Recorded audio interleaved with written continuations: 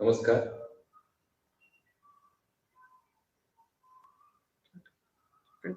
जैसे आज सुबह मैंने एक छोटा सा मैसेज किया था प्रश्न मुक्ति ग्रुप में कि अध्याय 8 को जो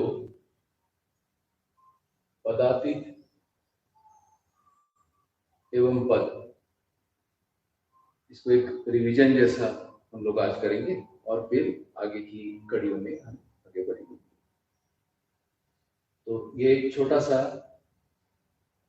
तर्क शोध जिसे मैं कह रहा हूँ, ये प्रस्तुत कर रहा हूँ,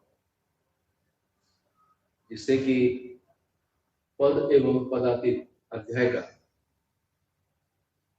इस अध्याय में क्या क्या हमको संप्रेषित हो रहा है और यह संप्रेषणा हमें समझकर जीने के अर्थ में क्या सोच विचार के लिए प्रेरणा दे रहे हैं। मैं एक बार सारा जो बोर्ड पर लिखा हुआ है ये दोहरा रहा हूं। अस्तित्व मूलक मानव केंद्रित चिंतन, ये हम सबके लिए ये प्रस्ताव है।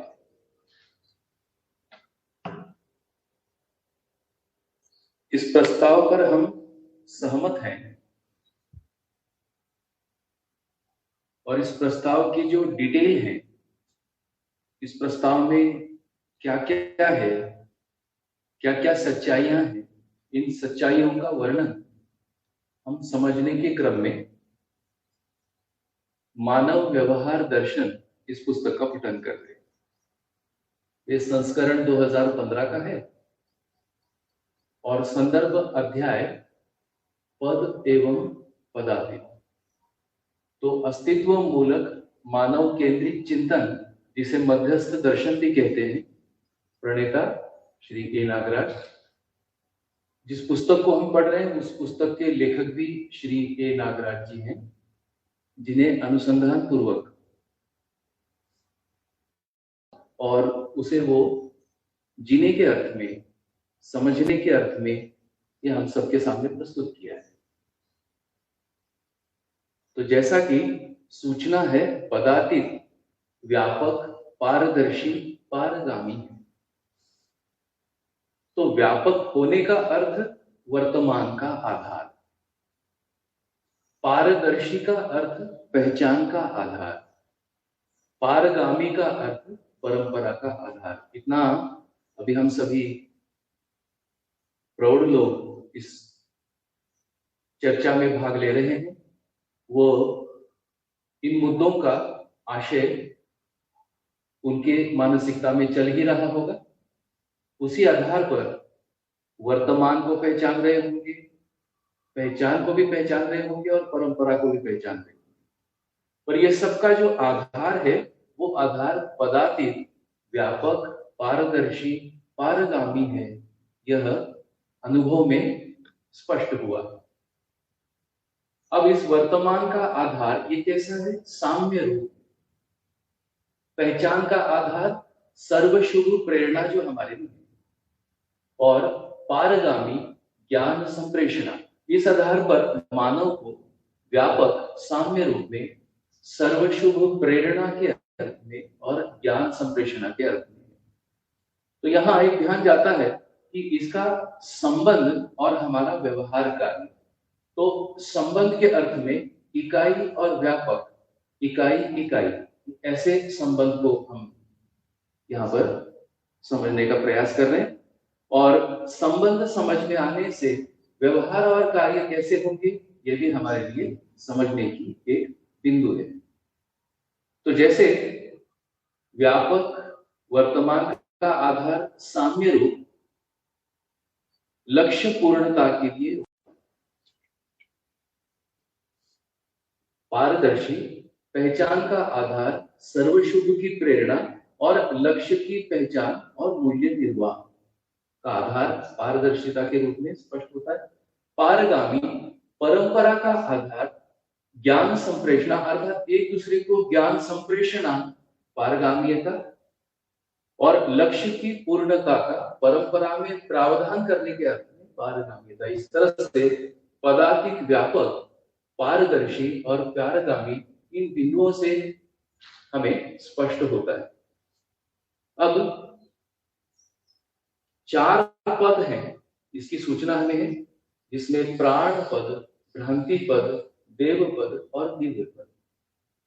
तो सुबह एक ब्लॉक डायग्राम भी जो राकेश भैया ने फोटो भेजा था वो भी मैंने भेजा था, तो जिसमें संक्रमण, प्राण पद, भ्रांति पद, संक्रमण, भ्रांति पद, देव पद, संक्रमण, देव पद और दिव्य पद, संक्रमण। तो ये जो सारा संक्रमण और पद, ये इसका विश्लेषण मानव अभ्यास दर्शन के पृष्ठ 44 पर दिया है। मैं पढ़ के सुनाता हूं, देखिए हमारा ध्यान कैसे जा सकता है इस पर। प्रकृति में पाए जाने वाला चक्र त्रय ही व्यवस्था, प्रकृति में पाए जाने वाला चक्र त्रय ही व्यवस्था एवं संक्रमण प्रक्रिया को स्पष्ट करता है। तो ये चक्र त्रय, व्यवस्था एवं संक्रमण प्रक्रिया को हमें स्पष्ट करता है। इसी क्रम में मानव भ्रांति पद से देव पद में प्रतिष्ठित होने की संक्रमण प्रणाली में ही उसका अनुसरण करने के लिए बाध्य है। ये महत्वपूर्ण ध्यान आकर्षण है हम सब लोगों के लिए कि ये जो पद और पदातिक और उसमें ये पदों का वर्गीकरण और पदातिक के बारे में हमारा ध्यान, ये सबसे आशय क्या संप्रेषित हो रहा है कि अस्तित्व में व्यवस्था है, व्यवस्था बोध होने के क्रम में पदों के वर्गीकरण का अर्थ हमें स्पष्ट होना, जिससे पदों के बारे में जो भ्रम है इस भ्रम का निराकरण होना, और पदातिक व्यापक में यह हमें स्पष्ट होना जहां सभी पदों का समावेश होने का अर्थ है। इस आधार पर ही यह हमें स्पष्ट होता है। इसलिए पदों की समझ होना, पद भय समाप्त होना अर्थात पदों के प्रति अनासक्त होना, पद स्वीकार होना, पद मुक्ति भी स्वीकार होना, यही क्रमिकता है, यह हमको बोध होना, ये व्यवस्था में भागीदारी पूर्वक सामान्य होने के क्रम में यह बोध हमें होना, यहाँ पर मेरा ध्यान दिया। तो ये सबका आशय है अखंड समाज सार्वभौम व्यवस्था के अर्थ में इन चारों अवस्थाएं और ये जो 4 पद हैं, उन पदों में जो चक्र त्रय है उसमें व्यवस्था और जो संक्रमण प्रक्रिया है और इस संक्रमण प्रक्रिया प्रणाली में उसका अनुसरण करना, ये पद और पदातिक अध्याय में एक आशय है, हम सबको संप्रेषित होता है। तो इसी आधार पर अब हम अध्याय 9 में हैं, जहां दर्शन, दृश्य और दृष्टि।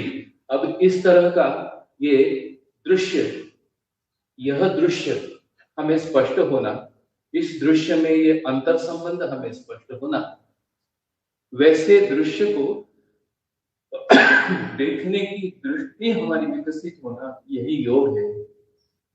और इस आधार पर हमें समझ में आना, ये दर्शन होना, यह क्रिया हमारे में चालित होना, इस आशय से हम ये जो 9वां अध्याय है दर्शन, दृश्य और दृष्टि, कुल इसमें 78 अनुभूतियां हैं। कल हमने 35 अनुभूतियों तक पठन भी किया है और हर जहां संभव है मुझे छोटा छोटा मैंने कुछ उसका जो तर्क कुछ बनते हैं उन तर्कों को आपके सामने रखने का प्रयास किया है। तो विगत दिन भर में जो मेरा ध्यान गया, आज पुनः हम जो शेष अनुभूतियां हैं उसको हम पठन करते हैं सर्वप्रथम, और उन अनुभूतियों में जहां जहां मुझे लगता है कि 1 घंटे में ध्यान दे सकते हैं उस पर हम वापस चर्चा शुरू कर सकते हैं। तो सभी को शुभ प्रभात।